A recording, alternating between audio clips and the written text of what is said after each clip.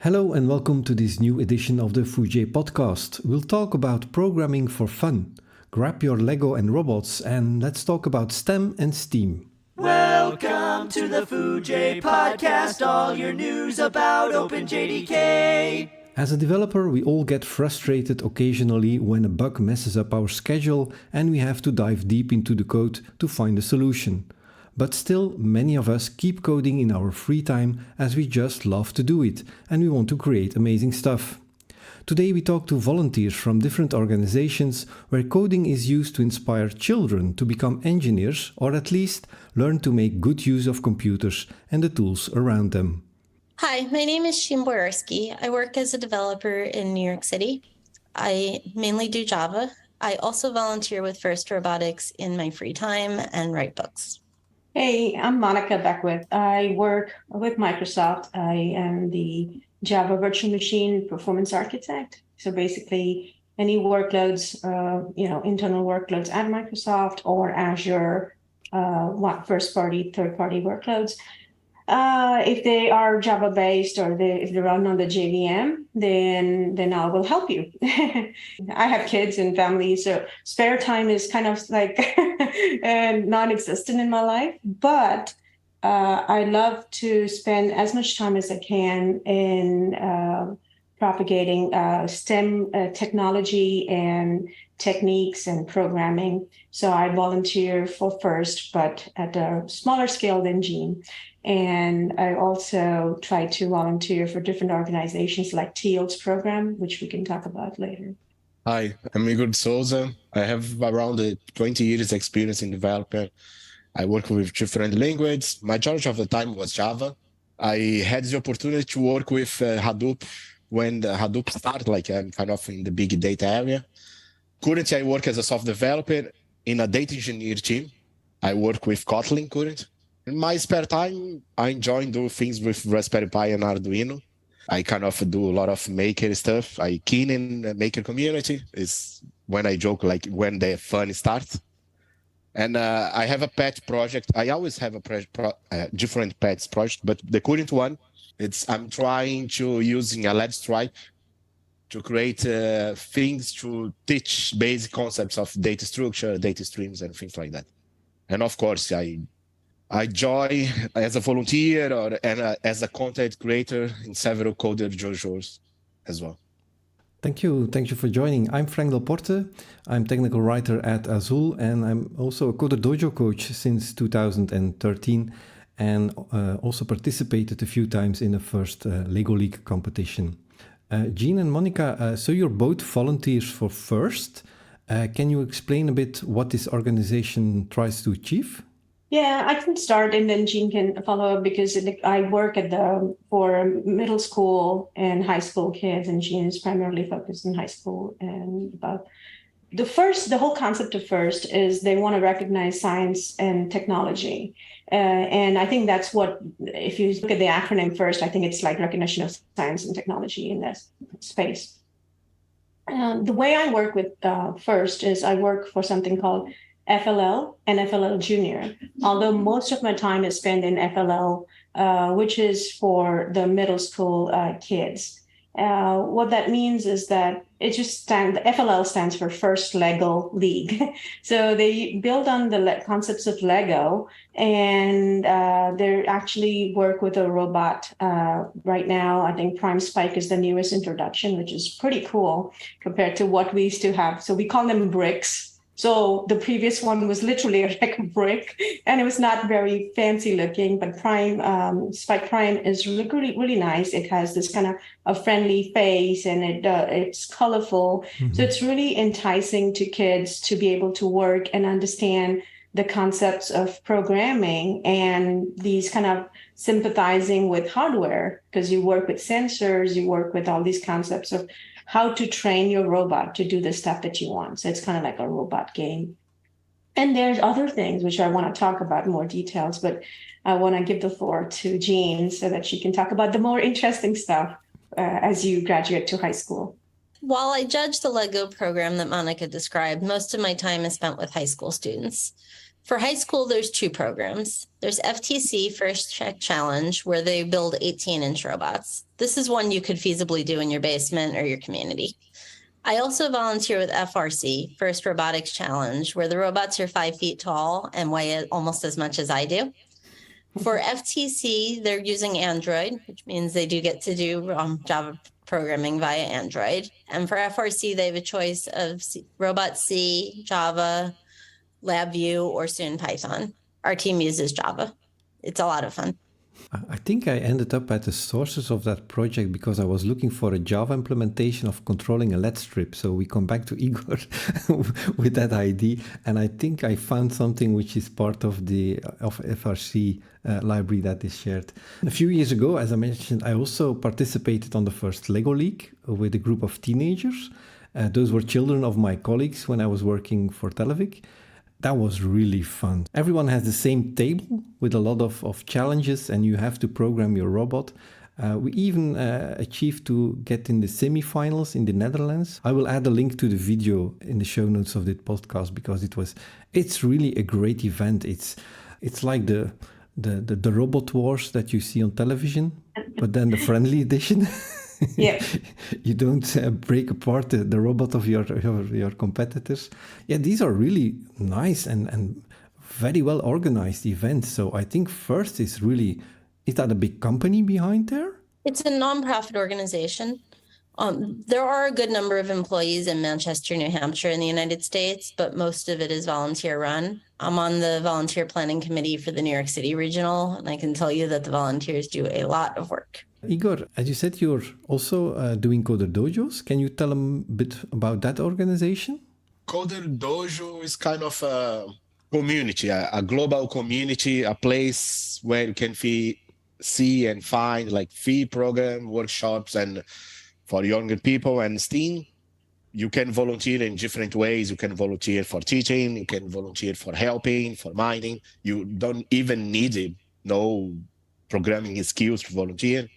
So it's kind of a website or an organization or a global place that you can you can share and find information and some kind of guides, workshops for teaching young people.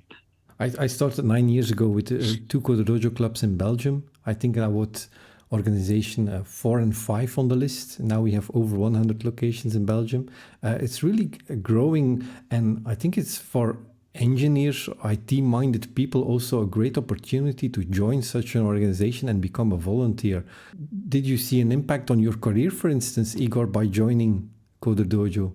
Yeah, there is a fun fact. I'm originally from Brazil, but I based in Dublin, Ireland for a long time, more than 10 years. And CoderDojo was found here and grows a lot. Actually, the fun stuff. Born on Ireland, but grows more in UK and then conquers the world. If you're outside Europe, there is a code.org that is kind of a similar for US version. South America as well. Brazil follows a lot of those. But it's the same thing. It's a nice experience going, see what the kids can do it, learning. As I said, like you grow and you learn lots of things like creativity, how amazing the kids are. You can see like 12, 11, 12 doing programming, doing websites or doing hardwares, blinking a LED with Raspberry Pi Arduinos. And then you can help like minding, creating content or just teaching or be kind of an inspiration for the kids, right? That's nice. Yeah, we are all involved as volunteers in these organizations, but do you think that these have an impact really on the number of students which end up in a STEM-oriented study? I think so, yeah. But it also depends on the student and the family and how they continue down that path. You know, for example, my own kids, one is in high school, one is in middle school now. But I started the FLL working for, volunteering for the FLL program when my kid was in the primary. Both my kids were in the primary, and then the one that moved to middle school is when we started. She's a girl, and all her girlfriends were so excited to take part. And they were just being kids, and, sometimes they just did not want to pay attention or whatever. But it was fun to see their brains click on ideas. One part of the FLL program is to do research. Sometimes, people, and it doesn't have to be gender-based or whatever, but people tend to be very task-oriented, and people tend to be this like, kind of approach-oriented, and people tend to be just wanting to do coding. That's all they want to do. I just want to code. I don't want to worry about how to get through or how to follow a line. I just want to see this robot do dance or whatever. But the opportunities that these programs, and I'm sure CoderDojo, and I want to talk about that because my daughter, I encouraged participation in this Code Chica program that was local. And so I saw that happen, and the teacher was not conversant in the programming languages, but she learned along with the kids and everything. And I saw the girls go from not talking at all, like no communication at all, no questions asked, nothing, just do this, follow through, to at the end give a presentation where they were talking about their inspirations and they're talking about how they benefited from the program.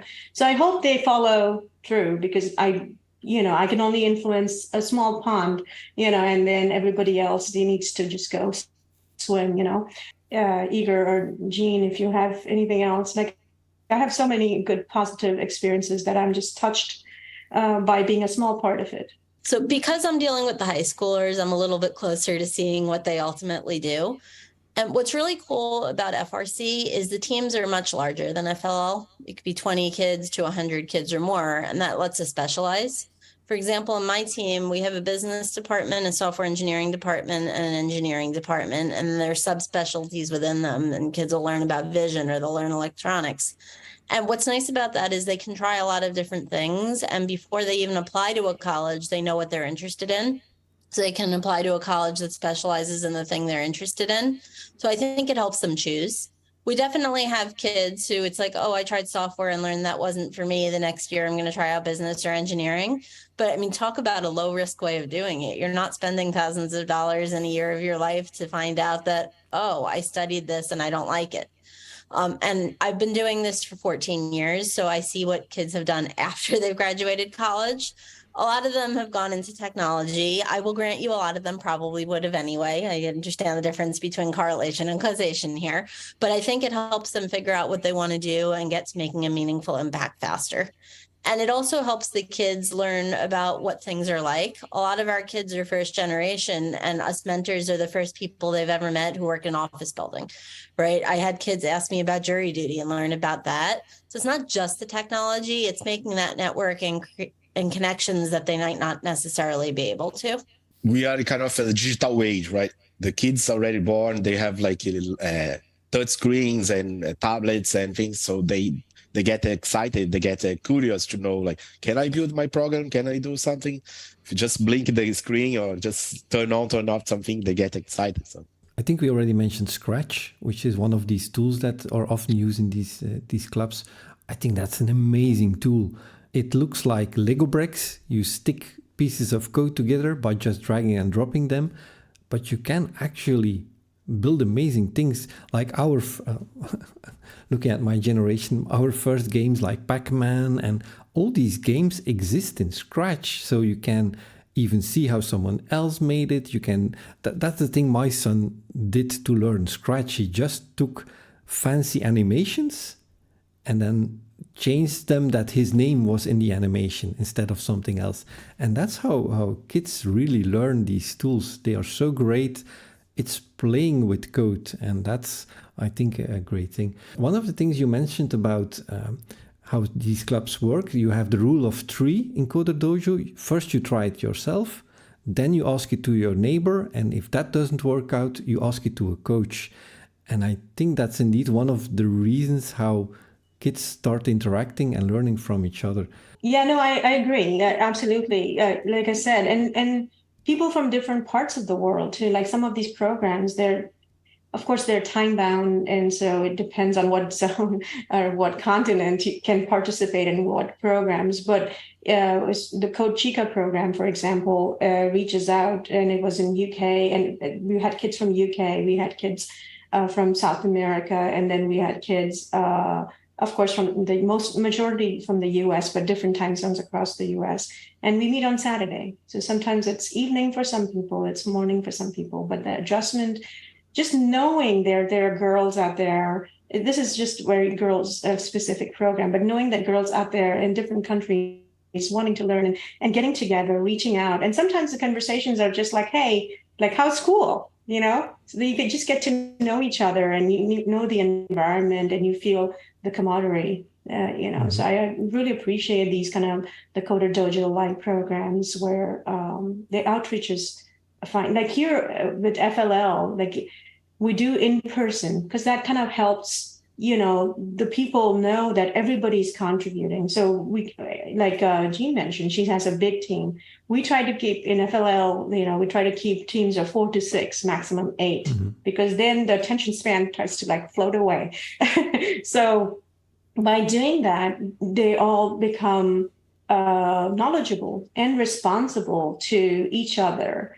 And that is something that these programs bring. And I was talking about the research program that they do. So it's like find a world problem and try to make it better or try to provide a good new solution. So, I see people going and researching and talking about solar panels and how solar panels and efficiency, especially in Texas, right? I live in Texas. So in Texas, you can harness the power of sun so well. So these 6th graders, 7th graders are thinking about these world problems that they can solve. Prior to this, it was like ocean, with respect to oceans and stuff like that. So there's so many things that people discuss, and all we have to do is sit and encourage them. It's like, have you thought about this? What about this? And then you just sit back and enjoy this holistic development of the kids involved. In Belgium, we have seen with CoderDojo, it exists 10 years, that there are more girls in STEM education. More girls choose for an engineering or computer education. We think, or we hope, that CoderDojo had some impact there. We even have CoderDojo for Girls, which is an annual event with girls only. Do you think that's a good idea, to really focus on attracting more girls into IT? There's different schools of thoughts here. I also volunteer for TEALS, or actually, this was prior to COVID and I kind of took a break and then I'm going to go back into it. And TEALS is something, it's like education and kind of supporting people in learning, especially with respect to science and technology and engineering. And the focus is programming languages, but also there's like now AI and data engineering and all those things. This is such a cool thing. And like you mentioned, Frank, like, we didn't have these things, so for me to see the access that TEALS and other programs provide to high school kids is really, really interesting. But going back to just focusing on girls, I think high school, the transition, and Jeanne touched on it a little bit, like the transition from middle school to high school is it's a big hump, because at that time, girls do tend to feel the pressures, the social pressures, and then, I'm not going to do this because if my girlfriend is not doing this, or my girlfriend thinks this is really tough, or math is hard. So And I hear these things because, and of course, this is anecdotal evidence, right? But I have so many anecdotal evidences that they seem to form a pattern where I hear the friends and my, fellow, this person that I met at a conference from Australia talking about this. So girls do need that extra push, that extra encouragement, that extra helping hand, and that just based on my various conversations that I've had, it's all over the world. It's not something a US specific problem, but we do have these opportunities, and why not, why not spend that one extra day just making something special for girls, and then they see, and then they learn, and then they're like, oh, I am not bad. It was just probably I was either, my, health issues, or just that one wrong teacher. It could be this one bad day. The teacher had a bad day, whatever. But you don't base your entire disagreement towards science or engineering based on that one bad day or maybe your friend had a bad day or whatever. So, but if you if you just have a little bit of hand holding, I think you can go a long way. I wish that girls-only programs weren't necessary, but I think that they are. And I like that there's a choice of programs so you can choose what you fit in. But there's different reasons for it, right? I remember when I was in 10th grade and boys had cooties, right? I wasn't going to go into a program where I was the only girl at that point. So having the option to do something with other girls is nice. And there's also the aspect of it's awkward being the only girl doing something. And it's awkward when you're an adult. Adding that pressure to a little kid is going to be like, forget it. I'm going to go do something else. So I think it's nice to be able to do that. But I think it's important to have a mix of programs because it's important to know how to interact with all types of people. And I think having that mix helps because then you have the network of other girls from your girls only thing. And if you go into something else and you are an only girl, it's okay because you have that strength of, I know what I'm doing. I know how to interact. But I think if you have it go on for too long, then you get into the real world and all of a sudden there are boys and what do? Right? You have to learn how to deal with the personalities of the boys. There are times at work where I'm like raising my hand like a crazy person because I can't shout over people. But it's, it's a skill and it's a technique. And I learned that from being in an environment that was a lot more like the real world. So I know that answer sort of sits me on the fence, but I do think both matter. Indeed, it would be nice if we don't need these events. But I agree with Jeanne. Like I grew up, which kind of felt like a solo environment. And my dad was a mechanical engineer. So, and my family, chemical engineers and all this. So it was not new to me from my background. But I went into the world and, it was just really challenging to not find people like me. And then, I was asked questions. Did you go to all girls school? And so like that, just because I just could not communicate because I went to an engineering school where there are very few girls. Seems like it did affect me in my communication style and everything because I tend to be very quiet like a mouse. And then it took me years. I used to take notes, though, copious amounts of notes. And that's how I kind of learned and became better. But I hope there's not another girl that has to go through these things, and that's why I think they're needed until there's a point where they're not needed anymore. The world is equal it's not about providing opportunities because I know there are opportunities, but in providing that, going over that hump, that's what we need. And that's all it's needed. Maybe just check-ins, maybe just check in with the girls and say, hey, I see that you may be feeling this or that. And then, and just check in with them and see how you can help. At the same time, I think it's important for there to be mixed gender things starting from a young age as well. So we don't develop another generation of boys that think girls can't do technology. Separating has a cost as well. Let's also do a call to coaches, female coaches, because that's a problem I see in the CoderDojo. All my coaches are males. So I don't know, Igor, the CoderDojo you attend, if there are female coaches, but that's also an issue. We don't have role models there for the girls. We have, I think 1/3 of the participants are girls. So that's okay, but they don't have a role model. I don't know if you are role models, but actually that's what I think, a bit miss as coaches, is female coaches. Igor, do you have female coaches in the CoderDojo? Yes and no. Like one of the places that I usually to participated was loads of women as a volunteer. So they kind of can be like inspiration and provide as a woman. But normally it's a man who is the kind of the responsible and the teacher. And that is a fun part. Here in Ireland, anyway, history stuff, they normally do some schools just for boys, just schools just for girls. One of the places that I usually to go was a school just for girls. But the CoderDojo was open for any sex. So it was funny to see. The school was just for girls, but the CoderDojo was open. Like it should be for everyone. How did participating in FIRST and CoderDojo influence your job? For me, it got me into contact with Raspberry Pi, with Arduino. I started writing about Raspberry Pi. Now writing has become my job. So for me, CoderDojo changed my career, definitely, because it brought me into contact with other people and other technology. Does the same apply to you? I knew Raspberry Pi and Arduino before I discovered Dojo, but I guess was kind of a experience to be inspiration, creativity, like to show your how they can do it, to kind of mentor kids and see what they can do and how they think. And I guess that's more the thing. I kind of show them like how you can use this and blink a LED and see the spark, and they're like, oh, I can blink a LED. Or anyway, I learned about Scratch, as you said. Like my first contact with Scratch was in a CoderDojo, and how they can use that simple drag and drop stuff and generate code and things that works. Another thing that's big here in Ireland, I guess, came from UK is the microbit. They say it's like the Raspberry Pi Foundation. They provide lots of course, lots of content.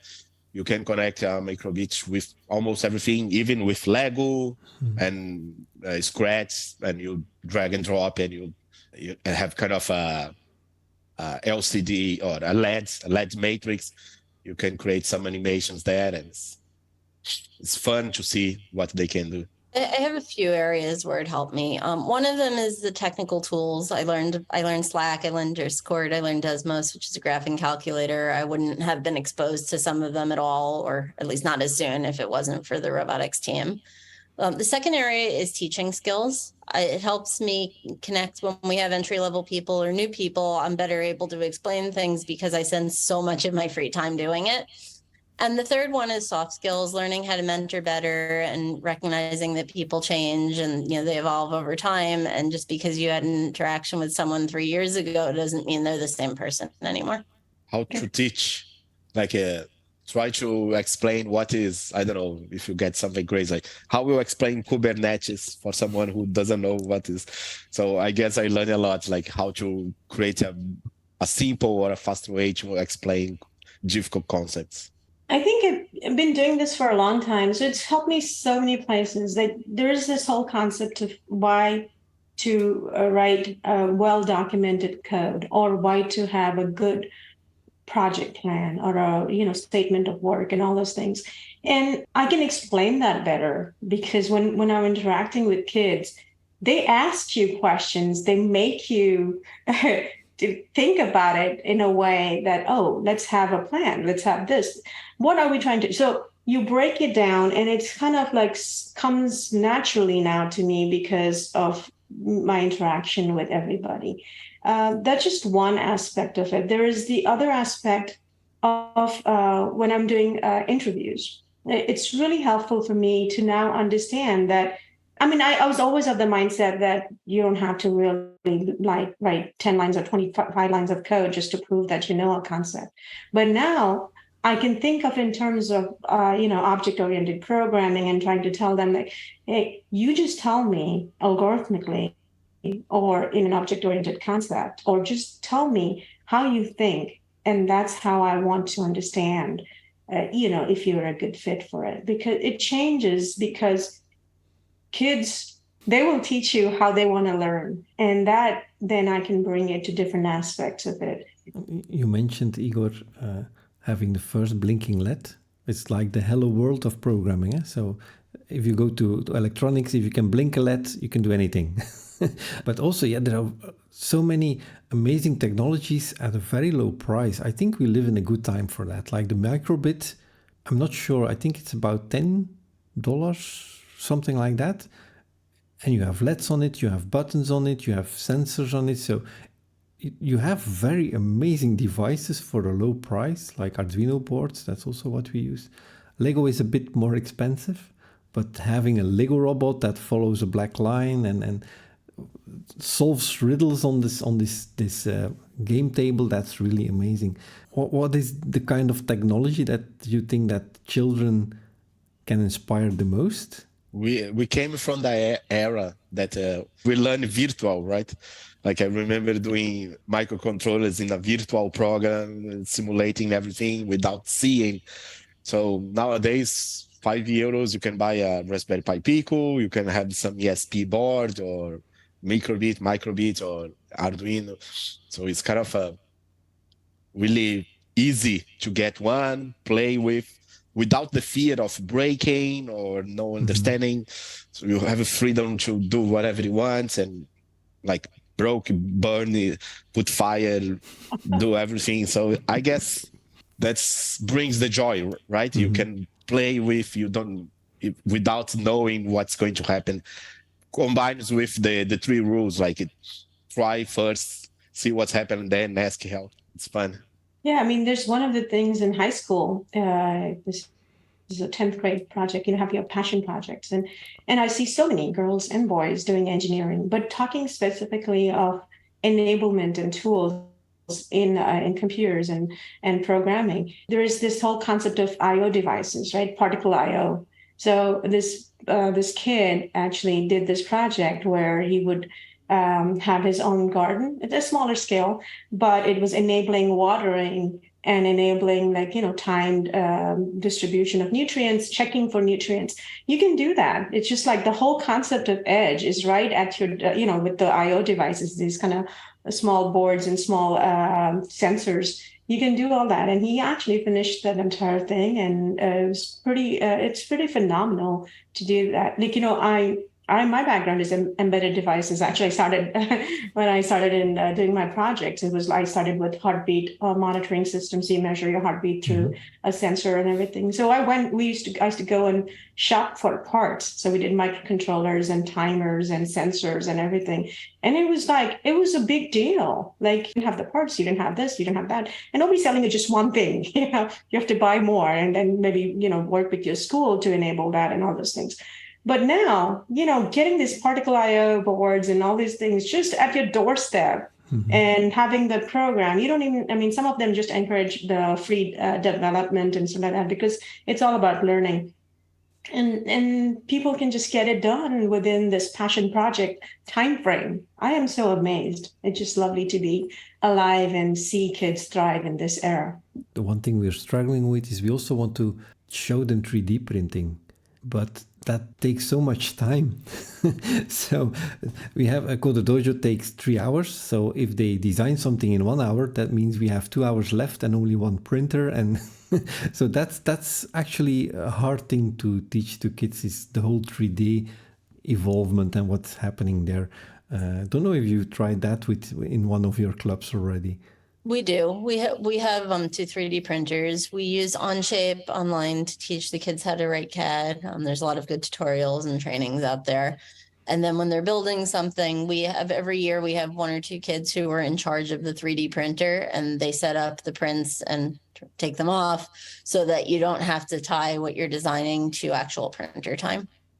You come back for it later.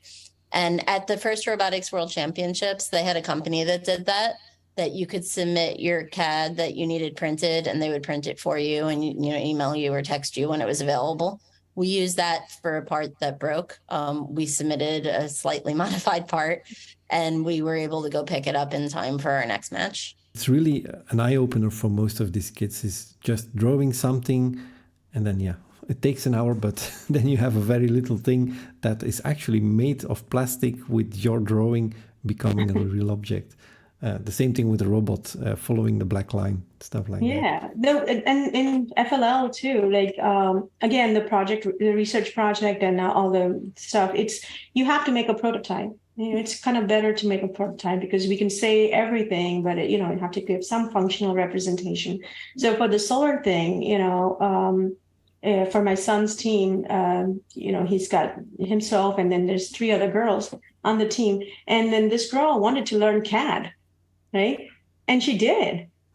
And she learned CAD, she designed the things, and then they went and designed the 3D printer. We have the 3D printer at home. So, of course, there was some involvement from my son and from the person, and they were interacting back and forth. And mind you, this is all over, through Zoom or some other forms of communication, because they don't get to meet every day. But then the 3D printer and the progress has to be, it's incremental every day. So that was just amazing for me to see how people communicate and use technology and can get work done. So but just the whole concept of CAD, CAD, if anybody has used CAD in their lives, I used to be like, oh my gosh, and I have to do all these things and then block. And I did OrCAD and, did the bill of materials and everything. And this girl just wanted to do it herself. She's like, I just want to do it. And she did it. And she just did it beautifully. So I'm amazed by the enablement that this era has brought to the kids.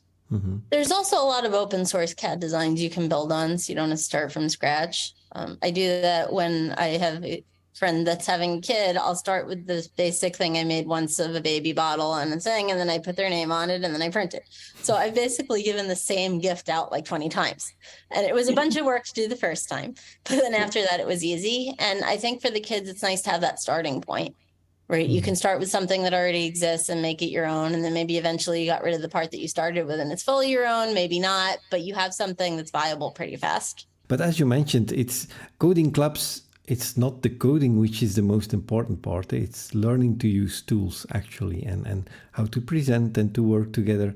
Like in the CoderDojo club in Ypres that we have, there's one girl who came the first one and she's still there after 9 years. She missed only one. That's fewer than I myself did.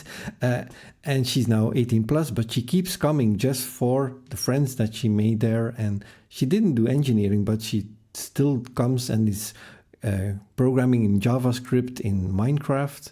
So she's still doing that, although it's not part of her job and she's outgrown the club actually. But yeah, she just wants to still be part of that community. Did you see many of your volunteers become coach in your clubs? I had at some point a boy of 12 years who was really good in Arduino. So we just said, yeah, from now on you're a coach, you know everything, you should show it to the other kids. Does that happen a lot on your side? We don't call it that, but the older kids absolutely teach the younger kids. For us, a coach has to be an adult. It's a defined role. But yes, the younger kids definitely learn from the kids who learned it right before them, and they enjoy it. Also, First is very big on mentoring. So there's a lot of mentoring of other clubs that goes on. For our high school students, they mentor other high school students and also elementary and middle school students. Yeah, same thing in FLL too. Like, my daughter was moved on to high school, will come and mentor and sometimes coach as well, the middle schoolers, and because they've been to the part. And sometimes you get into this funk of, you have to think beyond, like, okay, we're trying to solve something, but is there something, that you're getting stuck at or whatever? So having a fellow student come and tell you, and you run ideas by that, sometimes it's easier because the student as a senior or as a person that exists and has gone through the same problem as you. So it kind of helps relax the initial, the hurdle that you may have with respect to interactions. So I think it's just, and people like giving back. The whole concept of giving back is just so important in the generation, no matter what kind of things, so even giving back via coaching or mentoring and, coming back, even if it's just one day a week or whatever. I think I've seen kids and adults, everybody, just the whole concept of giving back is important to humans. Something else, we are all Java lovers here, I think, in this podcast. Igor, on Foojay, you shared several posts about Java experiments that you did with Arduino and Raspberry Pi. It's somewhat a controversial subject, using Java on these small embedded platforms. Why do you think it's a good match? Why are you experimenting with this combination? I normally do for fun. It's not something that I start, like I have my blog. I always do like something Java, Raspberry Pi, and Kafka. Every idea that I saw, something that is sparking my idea, or something that I see, I said, can I do this with Java? Can I do this with Java and run on Raspberry Pi? Or can I add Kafka on the top of that somehow? Even sometimes doesn't make sense, but I do it. So it's more about the fun. Like, for example, I used to play a lot. I have interest in server-side rendering, when you create kind of a Java application with the GUI itself as on Java. So then I see boards or sensors. Can I create a GUI that controls that sensor? Then I play like I will do in Spring. No, I'm going to do in Micronaut. No, this time it's going to be Quarkus or any other Elidon, Vertex. I try to different frameworks because I have kind of a background in data engineering area. Sometimes I try like adding Hadoop or Spark or Kafka or even Kubernetes, create a cluster, see what's happening.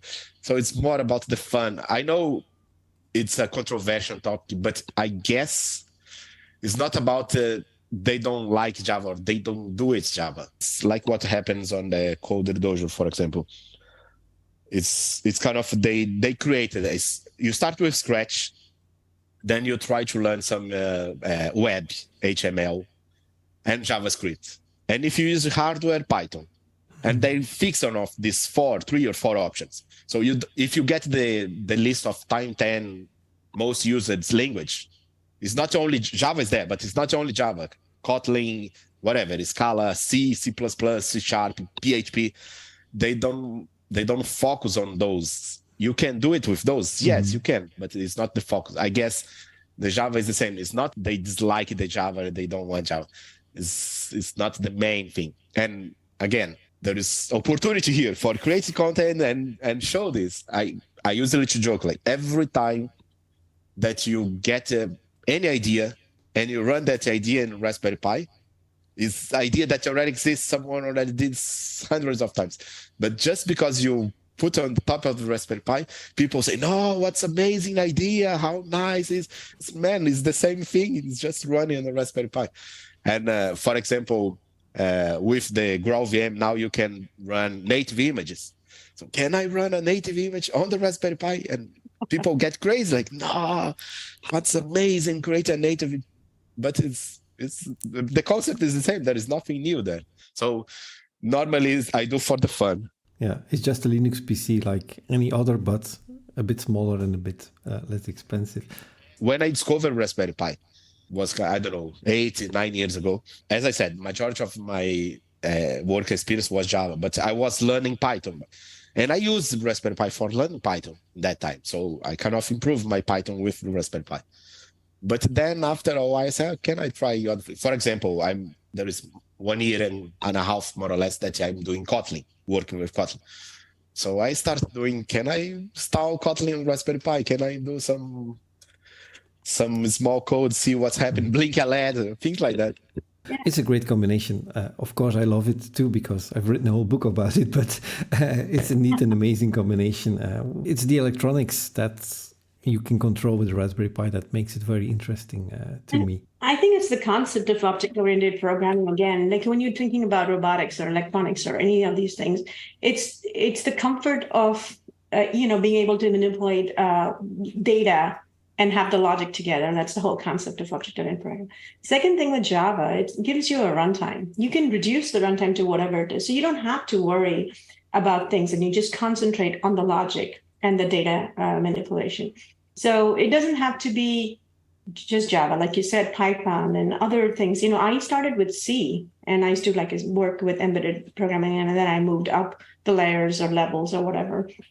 But I still get giddy when I'm doing I'm looking at a microcontroller or looking at a particle IO board and trying to figure out how to control. So I think we're comfortable with Java and we've seen the evolution of Java. And then, nowadays people learn Java in an easier, Scratch-like environment too. So it's easier for me to teach Java because I know the concepts and then I can use an environment that is like plug and play. It's like, this is your coding block. And now let's talk about polymorphism or something like that. So just using Java is something that I am comfortable and conversant. But what it really boils down to the entire concept of object-oriented programming, at least for me. Do you see Java being used a lot in education?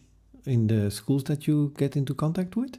Yeah, number one programming language. I think Python is catching up as well because it's, people use it for example, FLL now also enables Python programming and kids think it's better. It's used in, AI and everything like that and ML technologies. But I think number one so far, I have my AP for the TOs, especially all the AP classes, the computer programming is like Java. It's Java based. And again, I'm comfortable with that. So I'm just going to brag about it more. But yeah, that's what it is. Yeah, I was going to say, because in the United States, advanced placement classes, which are college classes you take in high school, are done in Java. It's in a lot of schools. While Python is becoming an official language choice next year for the big robots, I don't think it's good to use because the cost of testing on the robot is way higher. And you do have the simulator, but most teams aren't writing the type of JUnit test that we would write in the real world. So I think they're going to be wasting a lot of time on stupid compiler things. That's a great point, and one of the things that Java, again, it goes back to the runtime environment, right? You have the entire thing. We recently, I was involved in enabling Java on Windows and ARM. So we actually wrote the port. So people can now use these, your tablets or whatever, and you can run Java. And of course, you can reduce and the modularity and the way you can make your JRE like really skinny, right? Mm-hmm. And then use it on a Raspberry Pi. That's available. We're moving forward with Java to enable each and every development platform, even if it's from your small tablet to servers, and then Java scales pretty well too. Mm-hmm. Think about, the concepts of threads and everything that Java brings to it. It scales to 128 cores from 4 cores of your mobile tablet device or whatever. So I am totally fascinated. And again, I am biased towards Java. So, so I'm going to rest my case here. I think we're all biased a bit. But I think, there are two evolutions. Java is improving and you can make it smaller if you want to. Although on the other side, you have the Raspberry Pi 4, which is really a performant thing. There are some rumors about the Raspberry Pi 5 probably next year. So again, it will be more performant. I'm really looking forward again to whatever that will be possible on these devices. Yeah, I'm asking the question for education because I see in Belgium, but we're a small country, most of the high schools have chosen C#. I think because of industry in Belgium more asking for these kind of roles. Even within FRC, it's fairly regional. So I mentioned those 3 languages or soon to be 4 languages you have a choice of. LabVIEW is not very common in New York City, but it's super common in other places where, like the Midwest. And a lot of it is you learn what you think you're going to be able to use to get an internship or a job, right? If you put LabVIEW on your resume in New York City, the financial companies are going to look at it and be like, so what's that? Right? If you put Java or C++, it's going to be like, okay, now we can talk about what you did and what you know, right? So it makes sense for the teams to choose that. If you live in a place where LabVIEW is common, like there's a lot of electronics engineering stuff going on and you put LabVIEW on the resume, it's going to be like, oh, cool, you did LabVIEW, right? And the United States is a far bigger place than Belgium. So we have that variety of things that happens within our own country. There's one more question I want to ask about STEM and STEAM. So you have science, technology, engineering, and mathematics. But you also see the same, but with an A in between, and then arts is added. How important is the arts thing for you in everything related to engineering and STEM? I think it's very important to me. I always I don't correct people, but I myself make it a point. I write STEAM. We can do a direct relationship like CAD, right? CAD is art. And we can do 3D printing, that's art. There's Cricut, there's kind of like pre-formatted designs that people can do, that's art. But it's using science and technology, these kind of like fabric printing and other things. So these are art. But I think even just the concept of like sports, and understanding, how to bring technology to sports. Like there's this trace cameras now, or I'm just name dropping, but that's what it comes to my mind right now. You have cameras that actually follow, it's like a smart sensor camera. It follows kids and their patterns, and then it records, and then you improve. There's a feedback. So technology builds on art and derives from art, and vice versa. So you cannot talk about STEM without arts in it. So I think it goes together very well. It's interesting. I never thought of CAD as art before. I thought of art as more of the pure things. One of the problems I see with art being included in STEAM is how do you define art? And then it's like, well, what about language arts? What about other language? And now you have, it's like, so almost everything is in STEAM. And at some point you kind of steal the thunder of it by making it everything. So the pure art stuff and the CAD that I consider engineering, but I could see as art, makes sense to me to include. But then when you start getting beyond that, it turns into, well, we're giving funding for everything. Now it doesn't go to science and technology and math because it's going to something that is completely different. I see the art as more like imagination, creativity. Like I can blink a LED, but if I put on a cardboard and the children like do a cartoon around, like I draw a Rudolph and the nose blink, it's kind of more creativity, imagination. You can play around. You can kind of put in a face, imitate kind of the mouth movement with a LED matrix or something like that. So I guess it's more, as we said, you add more fun to the simple examples. Yeah, but even in gaming, if you think about it, that's also like, you have this creative designers, right? And they actually literally feed into the game, and then your backdrops and having blinky lights, like you said, and then that's like, how many times did it blink? And you put it in, that becomes a code, and then you enter that. So I think it flows together, as long as it flows together with the technology engineering concepts and encourages you, again, to feed off each other and kind of build off each other and have strong engineering, technology, science foundation. I think it is in, and I make sure that I enable and I enable the understanding. When I'm talking about arts, I want to people understanding how they coexist. What's interesting about those forms of art is they have a technical medium, both the CAD and the game design, so it feels more connected. Whereas making a painting feels less connected to me. But making a painting on a tablet, that then you can actually, have mathematics involved. If you do this kind of like orbits and stuff like that, and movement, like fluid movements or whatever, you have to calculate the circumference, and then you have to think about the shadows, the way they fall. And it's just so fantastic to me how technology is so involved, and maths are they're all tied together so much. So yeah, you're right. It depends on how we're weaving together. Yes. There is the controversial part. Coding is art. It is coding art. So we're always going to argue about, like, when you're coding, are you doing art or not? You're right. It's an expression, right? Yeah. It's like, it's like art, like language arts, but like it's coding art. It's another language, and you're expressing yourself in that language. You're right. Architecture is another thing that falls into that space. Like, is it art? Is it science? Because that's one where you can't get away from the math or the science in order to do it. My bridge has to be functionally sound. I can't say I'm going to ignore science because it looks pretty. Because you mentioned art and CAD, it reminds me of a talk I've seen many years ago of Nervous Jessica. I don't know if you know her, Jessica Rosenkrantz. She uses maths to design interior objects, lamps, jewelry, all inspired by mathematics. And she made a whole dress out of 3D printed materials which all click together. So she prints a folded sheet of 3D objects, and when the print is finished you can just open it as a dress. And she's even in the museum with these designs. So I will definitely add a link to her work in the show notes, because indeed combining CAD and mathematics and 3D printing, that's really a STEAM example. Yeah, and that talking when Jeanne mentioned that, right, architecture, think about Gaudi, right? Everything is all about science and math in every architectural aspect that Gaudi has.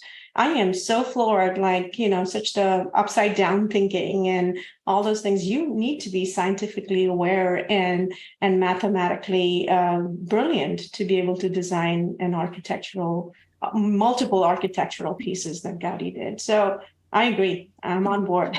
Let's put architecture in there too. AA. Will be a very long name in a short time. Okay. Something you want to add? Something we didn't talk about and you definitely want to have in the podcast? I have 4 things to project ideas that you can talk about. One is the Coolers project, something that starts in Europe. They get, I think it's open for everybody who follow any CoderDojo or any code. So we made the project, and they do kind of a context of the best projects around the world. It's worldwide stuff. And again, it's for kids, it's 16, anyone can join and participate.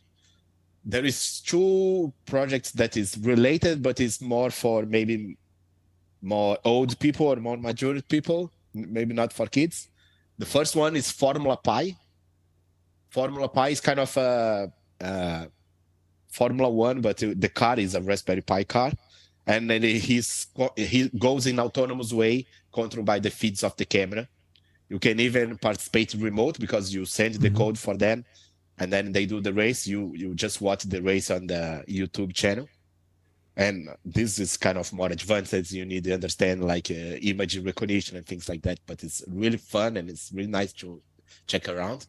And then the other one is the P Wars. P Wars is kind of a battle of robots. There is different types of battles. Like you can just have a robot that follow the black lines, or kind of a Mario Kart.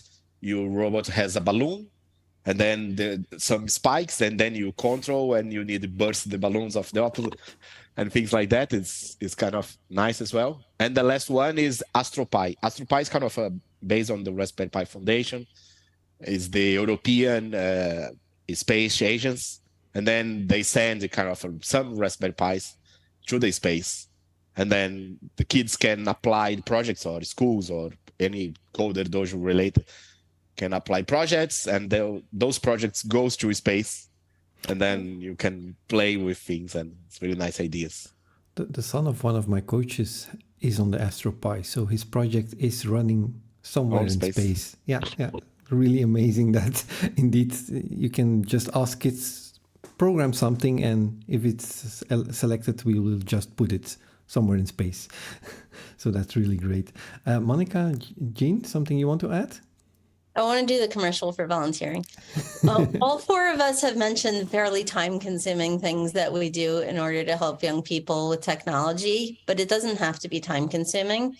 You could volunteer as a guest speaker at a dojo, or as a one-day volunteer at a first event. Adults judge, teenagers do all sorts of roles.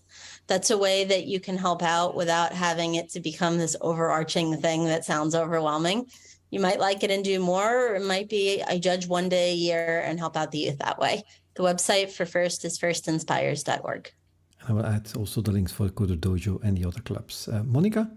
Yeah, I was going to say that too. And the thing to keep in mind is that there's a lot of training available. We're not just throwing you into the pit and say, go fish or go fend for yourself and, may the best person win or something.